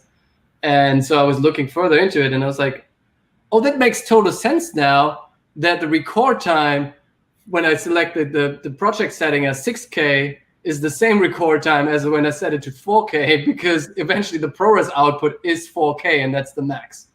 Right. So figured that one out after a while. Isaiah says, Tim DOS, awesome, much more usable. I'll be using it with the Hollyland Mars 400S. Just need red control for start stop. Also, thanks for your videos. Looks like very cuttable with helium and Gemini. Yep.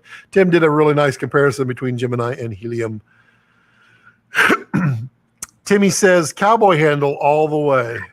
He's a bit of a fanboy when it comes to cowboy handle. I am too. I mean, I actually like the middle size now because there's the full size one, which I mean they're really cool, but they're really heavy. And then they now have the Derringer, and then they have the middle one. I like the middle one myself. Joseph says, I got the extension module because I need time code. I kind of regret it though. Most third-party accessories aren't being made with that in mind. Interesting. Nova says, thanks. Tim says, I recorded 2 vlogs with it. But did you output them? I never saw them. I never saw you walking around. Hey, it's me, Timmy, vlogging. Oh, we never published them. There we go. Tim, get on the ball, dude. Edmund says, thanks. 18 to 55 EFS works pretty decent with continuous. There you go. Autofocus. Hey, Reach, how are you, buddy? Randomly tested past few days, found it in a box. You keep your lenses in a box? Dude. What's in the box? What's in the box? What's in the box? Footage is insane, so close to the cars. Oh, that's the Johnny. There it is. Johnny FPV fluid. Yeah. He's amazing. There we go. But I haven't seen any footage yet. So like, I mean, like, I know he's like mind-blowingly talented at flying FPV drones. So that's why I'm like super curious, like how maneuverable the FPVs are when there's like, how heavy is this thing in pounds? Like 2, 4. I don't know your screen. HW Angster 123 says, does it work on his Nifty 50? Do you have the 1.4 or the 1.8 or the 1.2? Which one do you have? I'm interested in finding out. My 50 1.4 works. Oh, and then what version do I have? That's a good question. How do you know? I feel like this is the version 1, but how do you know? Someone comment down below. It rhymes with how do you know? Did someone already use CFast SSD cables successfully? Some have tried it. There have been some failures along the way. Here's what I would tell you. When you're dealing with logic devices, so things that are plugging into the camera that are not just providing power, I would strongly urge that you wait until Red approves them, because you don't know what can happen. And if it damages the camera, I mean, there's not a huge risk, but it's possible. I mean, just be cautious. It shouldn't, but be cautious. Same thing with using unapproved media. If you use them, you might lose some footage. And, is it worth it? Same thing with using unapproved batteries. They might shut off on you at a voltage you didn't know. Is it worth it? I don't know. So just be cautious out there. Tim says, okay, vlog coming. Yeah, we'll see. I'm going to vlog one real fast so I can be the first. Actually, I guess MKBHD was the first to vlog with it. How much 6K 2.4 to 1 RAW can I fit on a 512? Is that the same? I don't know. No, you definitely get more out of it. I have to. I can put it on. So full frame 6K is 30 minutes on high quality and 37 minutes on medium quality. And we're both booting up here to find out what the answer is. I don't know if my card is empty. I turned mine on before you grabbed yours, so mine will be okay. Ready. The question is, though, is my camera formatted? That's exactly the question I had myself. Okay, so 2 to 4 to 1. Damn it, I'm still in ProRes because I answered that ProRes question. You win. Because when you have ProRes, if you want to switch between ProRes and R3D, you have to reboot it. So it's 42 minutes. So it does improve. It's 42 minutes at medium quality. And there might be a couple of clips on here. Let me see. Yep, there's a couple of clips on there. So figure about 45 minutes on medium quality, probably 37 minutes on low quality. That'd be my guess. Okay. The Nifty 51.8 was version 2 for a few years. The newest model is the STM. Got it. Version 2 is the one with the crappy focus ring out in the front of the camera. Oh, this one is not that. This is the 1.4. Reach Film. So the older version doesn't work. It's not that it doesn't work. It may not work yet. So they're still working out the kinks in the system. They have the technology, but they've got to map the camera. They got to map the lenses. They got to see how it responds and get it all programmed right. 42 minutes is great for doc work. There you go. I personally, I will probably shoot in low quality for a lot of stuff. Not when I'm doing it for big bucks, but that you'll get probably 42 to 45 minutes, I'm guessing, with the full frame. So maybe even more. Reach says, I don't know if it doesn't work. I'm using the newer STM one and it does work. Not as good as the 1855, but it did work. There you go. So what has been your, I'm just waiting. Oh, wait. There we go. Joey, what has been your biggest thing to get used to shooting with it? Good question. Biggest thing to get used to. As you stare at it and stall for time. Yeah. Biggest question to get used to. I would say it is like, I mean, getting used to is like it's a convenient thing, I guess. It's the like how to expose it properly. I think the first time around, you may see a difference a little bit in my first versus my second upload that I have on YouTube on this camera. Like trying to figure out like how to expose it correctly and how to like how to get most dynamic range out of it. Still something I'm getting used to. So like understanding a camera always takes a little while, and how they react. So I think this is the biggest thing that I'm still trying to get used to. But other than that, it's just like more like heavier size, like heavier file sizes. So I need to order another hard drive in order to, like, I'm editing off these SSDs from Samsung. Yep. Those are great to edit off, but then I offload it to more like those traditional hard drives. So that will be like overnight kind of transfers, and the data volume certainly is something that I will have to get used to. But I guess as media is getting cheaper, that will be fine. Yeah, for sure. The file sizes has me like. It was something I wasn't expecting them to be so little compressed, because I normally, like, when I'm shooting nature, I'm shooting at like a 5 or a 6:1 on here on the DSMC2, but a lot of the stuff for like YouTube, I'll shoot it at like 8:1 or 10:1, and this, I mean, the medium quality is like 4:1. So all of a sudden, everything got bigger, even though it's smaller. It's like, wait a minute, it's supposed to be smaller and smaller. That's what I wanted. But that's been a little bit to get used to. The other thing to get used to is, I mean, there's been a lot of times where I'm like, oh, I want to go shoot that, but I don't want to carry around the big red for something like that. I have to get used to saying, but I can take the Komodo because it's perfect size for that. Like you're saying, running around Chicago, that's a dream. That to be able to run around like that. Yeah, I mean, like I really, and I've heard other people saying that too. It's like flying this on a Ronin S or any other similar kind of gimbal is mind blowing, or like it's very it's a lot of fun. Like the EVA one, I tried flying on a Feiyutech gimbal, and it didn't play well together. But now with the Ronin S and the Komodo, boom, it's like just so smooth. I was like out last week, and then with my iPad paired to it, was just so easy and very, very fun to just walk around and film it. Which gimbal were you using? Is it the Ronin S? Yeah, for the Komodo, the Ronin S. Yeah. It's just, yeah, I haven't actually used the Ronin S in the longest time, because like I was mostly shooting with the EVA1 and handheld. But now I'm like Right. back to like, oh yeah, I can use the Ronin S again, and it's working perfectly. I'd be interested in anybody that does use the Ronin S and has experience with them.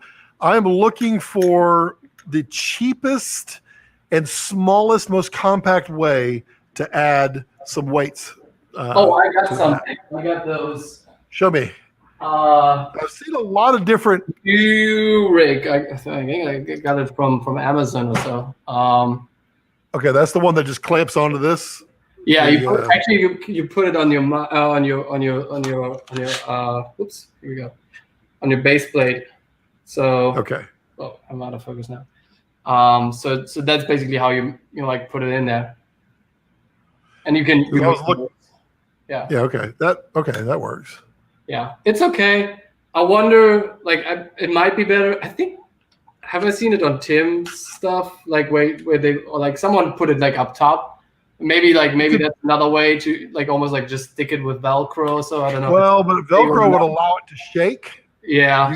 It has to be a firm connection on a gimbal, or else it'll oscillate and basically fight against itself. So something to mount it on top, that would be great. Like, you figure out a way. I guess I wouldn't attach anything to the batteries, but I was hoping there was like a screw-on version, but there's no place to screw it on the. Did y'all see the Ronin S2? Oh, the image of it. Yeah, the leaked image. I'm like, oh, interesting. Yeah. Yeah, I mean, I wonder if the Ronin S2 would solve the issue, because like right now you would hit the back of the gimbal. Yeah, it looked a little bigger to me. Yeah, that's why like is it June the crane one that has like so much room to. Yeah, the Crane 3. Yeah, exactly. So you have like way more. Like I think this arm on the on the new Ronin S2 looks like it's much longer, as well as this arm in the back is wider, which is good. That means you can balance better. I mean, honestly, they should just put in the back, just put a couple of 1/4-20 so you could just screw on some weights. Yeah, that'd be the most compact way to do it.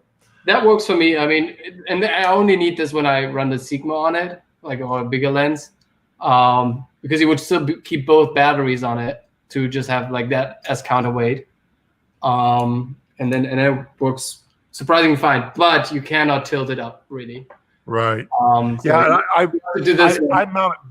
Yeah, I mount it backwards and then undersling it a lot of times too. Yeah, all that way. I mean, DJI, if you're listening, I'm sure you are. You watch my channel. I'll beta test for you. I got the Komodo. Got some good lenses to try it out. Send one my way. Or Zayun, we've had a relationship before, so let's continue that relationship. Let's see. Reach is dreaming of higher compression. Yes, me too. He has the Crane 2S coming in a week. Can't wait to test it. I like the solution for the top rods. Yeah. It looked like the new Ronin S2 sits higher than the roll motors. Yep. If the leak is real. Well, I mean, it looked real, but I mean, that's a convincing leak. Let's see. Who's got more questions for Joey or even myself? And then Joey, I will hit you with a question. So I like the way your style of, wow, the spider web just went through my nose. I just saw it go. Well, now you've got superpowers. Isn't that how exactly? Nope, didn't work. So I like the way your eye works when you're shooting your B-roll, just kind of downtown. What are you thinking as you're composing your shots? What is going through your mind to say, I want this shot or that shot or not? Tell me how you're working there. I mean, yeah, that's a great question, because like, I'm like coming now, like I'm originally coming like from the photography side. So, and I was doing a lot of like cityscape and landscape stuff, where you're basically like in your confines of whatever nature or the city gives you, and still trying to figure out a nicely composed shot, right? So that's what I enjoyed most, because then you don't need to worry too much about the composition or like arranging something. You just arrange yourself in the space, and work with what you got. And it became, I think it became like intuition at some point. Like I don't think there's not necessarily like a thinking process. If I see an interesting thing, like be it like a light or like a person or like some interesting like subject in general, it's like just like like in the moment, like okay, well, trying out a few angles and what composition wise just like looks visually pleasing. I don't have like necessarily like a technique or approach to it. It's just like really like just on the go and trying to like map out things in my head and capture them, translate them as much as possible then through the camera with the gear you have around, right? Because like you can always say like, if I would only have this lens with me, then I could get way closer and get this really cool shot. If you have the ability to live somewhere close, like, and you can go back and go do it with another lens, great. But like generally, like like you also like, it's a nice challenge also to walk, like to just walk around with one lens and capture it that way. Are you literally just like walking a couple blocks, or do you go someplace different and then just walk from there, or do you actually have stuff in mind? Or I mean, like I've been living here for 5 years now, so and then I've been always like living kind of downtown, so I know good spots in general. So like when I got the Komodo, I was like, okay, like I go to Millennium Park, obviously, it's a very simple thing, like with the Bean and the Pritzker Pavilion.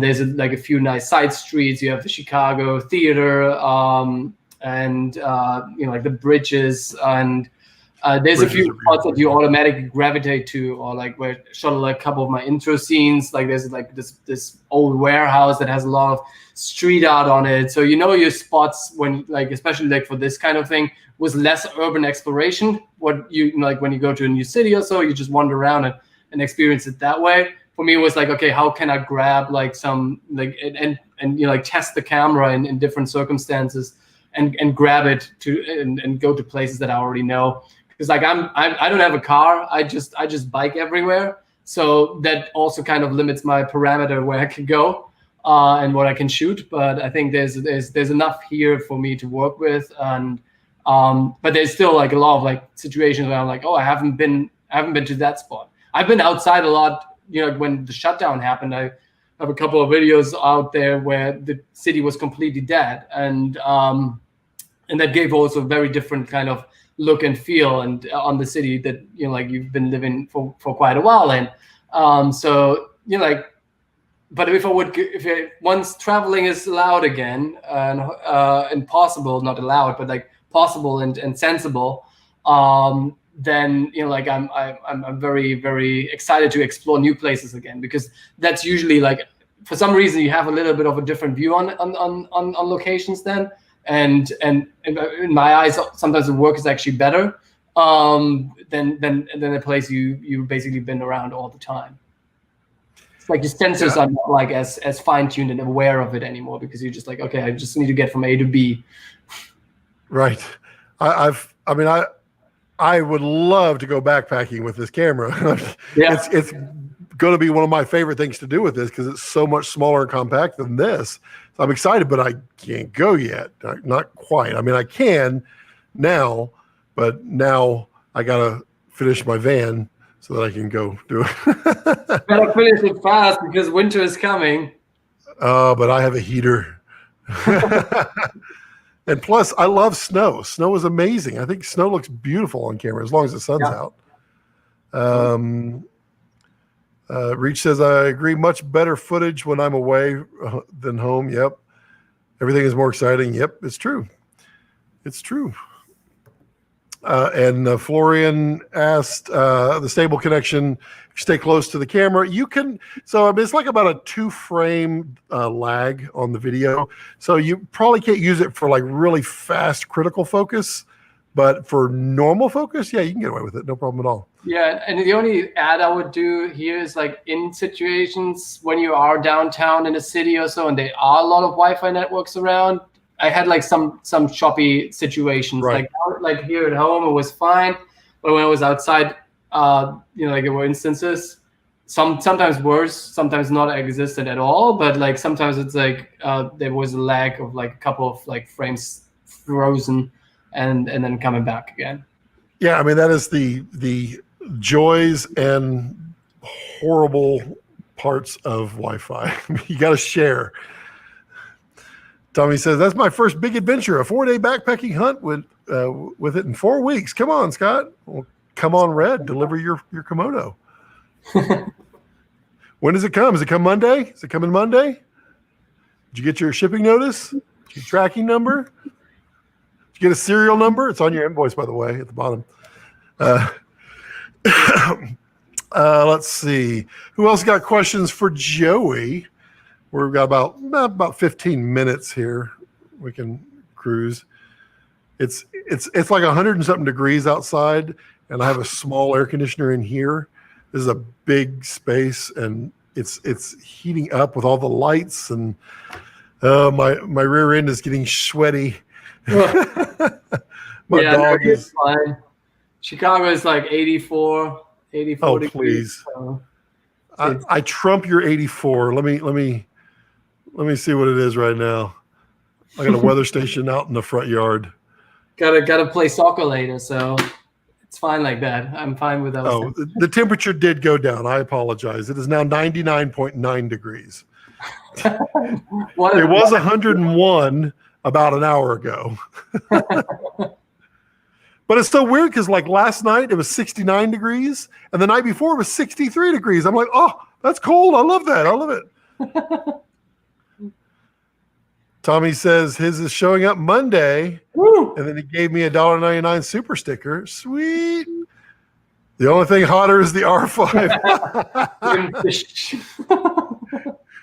See, that's the running joke. I've been talking about this. Somebody said I should sous vide my Komodo. And I might do it one day. I won't, but I might. I'll put it in the bag, and then I'll take an R5 and put it in the water to heat up the water to sous vide the Komodo. I think it'll be great. Break it. Let's see. What kind of questions can I ask you? Hit me. What accessory do you find you're not missing? Not missing like a feature or? Well, an accessory that you said, oh, I got to have that. And then you didn't buy it yet. And then now you're like, you know what? I'm not missing it. Oh yeah. I was thinking like, especially for like small setup, run and gun work. What I first thought is what I possibly need, and maybe I need it down the line, but like so far, like I was happy that I don't need it, is what's it called? Now I'm blanking on the word. An audio, like an amp preamp, basically. An audio interface, yeah. Yeah, basically to mount under the camera, so that you can possibly input XLRs, or just boost the signal, in order to, when you run a microphone in. Luckily, with like the Rode Video Mic Plus Pro, it has this boost function there where you can get a little bit more juice out of it, and the Sennheiser labs that I'm using. Fun side note: they're very close to my hometown. That's where they found it, Sennheiser.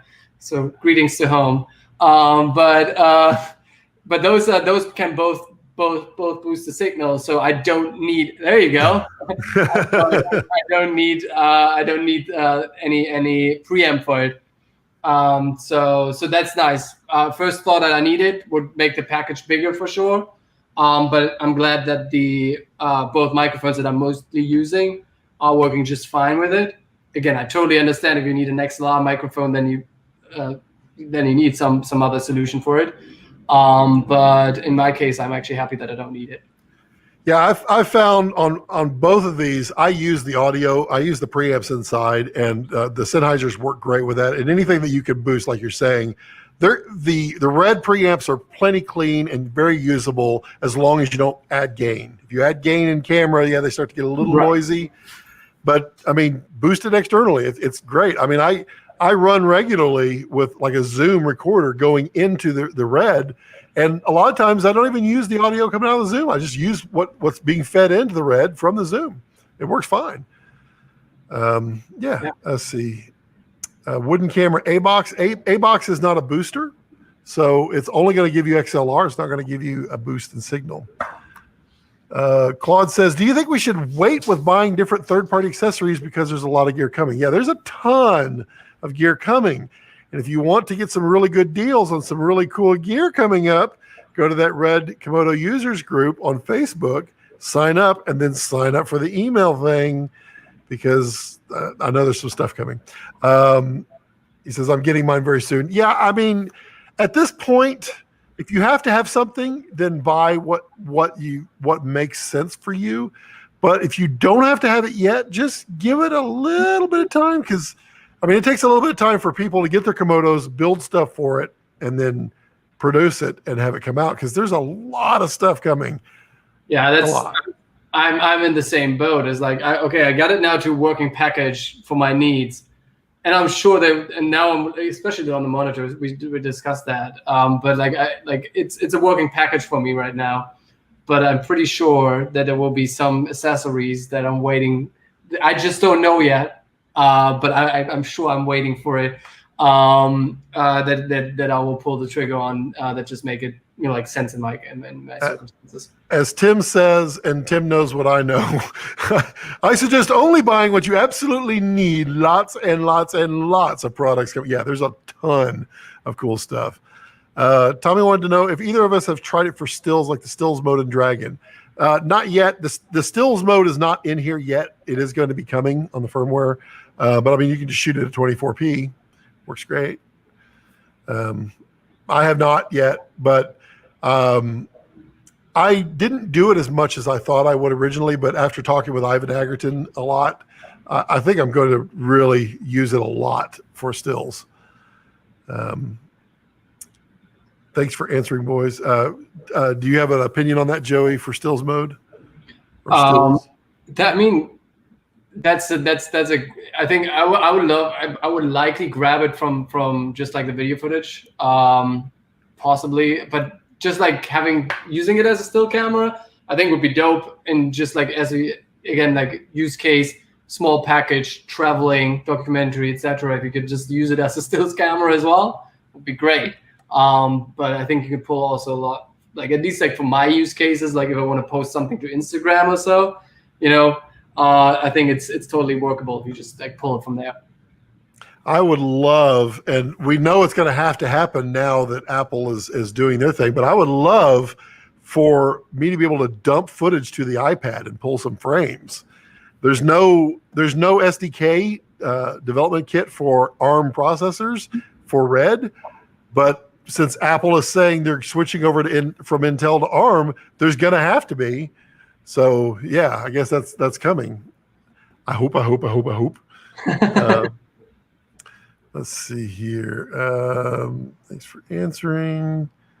Then there is another. I really appreciate you guys doing all this. Tim, Scott, Joey, Phil, all those people. Yeah. Cool, no problem. Yeah. I mean, it's funny that that I'm now mentioned in this list of people. You are too. Huh? You're right at the bottom, Joey. It's funny that I'm now mentioned in this list of people. That you are now mentioned. A couple of weeks ago, I was just like consuming your guys' footage, like and your footage is like shooting like Tim. Tim had one of the first cameras, and he's out there shooting some stuff that's interesting to him, and then everybody's like pooing all over it because it doesn't meet their specific tastes, or you didn't do this or you didn't do that. Right. And so, I mean, you had all these people running around, the few people that had Komodos, trying to capture what they could capture the best they could, trying to make it look as nice as possible and, not get pooed on. And then you came out with yours. I use poo just because trying to keep it PG. You came out with yours, and I think your video connected with a lot of people with the B-roll. Right. And quite honestly, like Tim and all these other people didn't have access to a Chicago or a downtown that's pretty, that's always alive and lights are on, so you can get that stuff. You really connected with people with your B-roll that really helped Komodo shine. And I mean, it was one of the things, the reason I didn't put out anything yet is because I'm not going to put out something that someone's going to poo all over. I mean, someone will anyway, but it was, I mean, like, honestly, like, since we're here under a group, very small group of friends here, like, I was terrified, you know, like, putting this footage out because it was the first time that I'm shooting on a red, and I know there was like a lot of scrutiny out there, so I was like, oh damn, like yeah, now but uploading this, you and did it. You succeeded. You brought a really nice light to Komodo. I mean, all the other guys did too in their different type of testing. You brought a test that they had not done, and it connected. So yeah, you deserve to be on the list of names. Appreciate it very much. Thank you. See right there, Joey Phil. I don't like that Blue Hour put Tim ahead of me. I feel like I should be first, and then maybe Tim. And Phil in there too. I mean, Phil's been in there. Yeah, that Joey, you outdid Phil. I mean, yeah, I don't know how I did. And the question is, which one? Phil's back in the back going, I'll just give up. I mean, the question is also which one. It should be Phil times 2, right? Oh, yeah. Which Phil? Maybe it was the plural of Phil. I think a group of Phils is called a Phil. The Phil.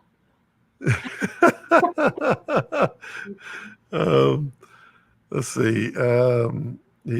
I always, this delays from this, so I'm always watching, and I see comments here that I can't post yet because they haven't showed up. But that's not fair because I'm laughing. There we go. There he goes. He's apologizing. So, who's got any last minute questions for Joey? We got him here. We'll end this thing at 2 hours. I mean, you've been going strong. Your sun has been setting slowly. Yeah, your buildings have shifted. Lighting environments here. I think my sun's about to go down. Wow. There we go. There we go. Hey Siri, turns off sun. Wasn't there some like solar flares yesterday? Apparently, was there? Yeah, it was like some big solar storm. Didn't damage any electronics or the Komodo, so we don't care. Does anybody like the lighting? I've been playing around with different options now for the lighting. I definitely have been enjoying. This is now not the 300D. This is now the Nova P300C. And I mean, I think it does a really cool job of like throwing colors in there. I dig it. I dig it a lot. We're playing with lights now. Well, yeah. Let's see here. Presets. There we go. Okay. See, what light is that behind? Oh, there you go, Joey. What's the light behind you? That's the Nanoleaf Canvas. I think it's called Canvas, I believe. It's a Canadian company. Quite expensive, but you can do cool things. It reacts to your audio, and you can put cool patterns on. So, if you want to use it as ambient light or like we want to light a room, kind of okay. So this is for you, and it'll be interesting to see your response to this and whether you know some of the history of that. But Isaiah wants to know any weird artifacts shooting into the sun. I don't know the history, and I didn't see any artifacts. Maybe I didn't look close enough or didn't know where to look. But what's the history? So the history is that on the DSMC2, DSMC1, et cetera, so they have a removable OLPF, which is the stuff I saw in Teams footage. Yeah. So when you put that OLPF in there, it's not right up against the sensor, so you get a little bit of a bounce that happens in the sunlight. And what happens is on the low light OLPF and the standard, when you point directly at the sun and you stop to like f8, you'll get these like red glowing orbs that appear. And this has been plagued in this camera for a long time. The skin tone doesn't really have it. On Komodo, it doesn't exist. It's not there. And I believe it's multiple factors. I think they worked on it, but the OLPF is not interchangeable. It's married against the sensor now. So I think that kind of fixed it. So no artifacts. It's nice. There you go. And then I have to bother about that. So that's great. How does the crop factor go into play with you guys? Workflow 2K 120 is a big crop. Yeah, it's a big crop. I mean, you just know it's there. Yeah. The one with Have the you used grid. any speed boosters? I have not yet. I've heard a few people having some interesting results. I'm waiting for people to get the right ones out. And Tommy meant the light behind you at the grid. Which light is that? That's the 120. That's the Aperture 120D Mark II with the light dome. Yeah, Mark II, I think as well. Perfect. Yeah, like the typical YouTuber light. It's perfect. And you got to have it. Every single YouTuber has this light. Reach did not have any artifacts in his. Older sensors had the weird dot patterns. Yep. Wow. Amazing. Yeah. It's gone. I mean, it's literally gone. And quite honestly, look at Joey's sunrise photo or video, because it would have absolutely shown up if it was there. Joey, when you have some free time, go look up red glowing orbs in sunlight, and you'll see you'll see what it is. And I experienced it like it was the first day that I had my red epic, and I did not know what these were. And I was like, "Hey, I'm getting this strange pattern." And I asked, and then Phil Holland chimes in. He goes, "Yep, switch over to the skin tone highlight." And then Ramesh says, "Any idea of the dynamic range?" It's 15 stops. We'll wait for the official statement, but I've seen some tests. It's 15 stops. So, so I think. Oh, Peter says I watched, or Pitar. I think it's Pitar. Whoops. There went. He said I've watched your sunrise at least 10 times. It looks so epic. Yep. Thank you. It was really good. I mean, it's all credit to the sun and the couple that stood in front of it and the camera. Gotta love that sun. Is there a big quality difference between the MQ and the HQ compression? That's a lot to ask. But could you share the raw file in HQ? Like, see the difference. I haven't really noticed a difference. Have you noticed a difference? I've accidentally recorded once on HQ. I don't know. I must have touched it, and I didn't notice anything in my accidental situation. But maybe I can add something to the folder that I know Florian has already looked at. So maybe on Monday, Tuesday, when I shoot more, I do a little HQ run. There you go.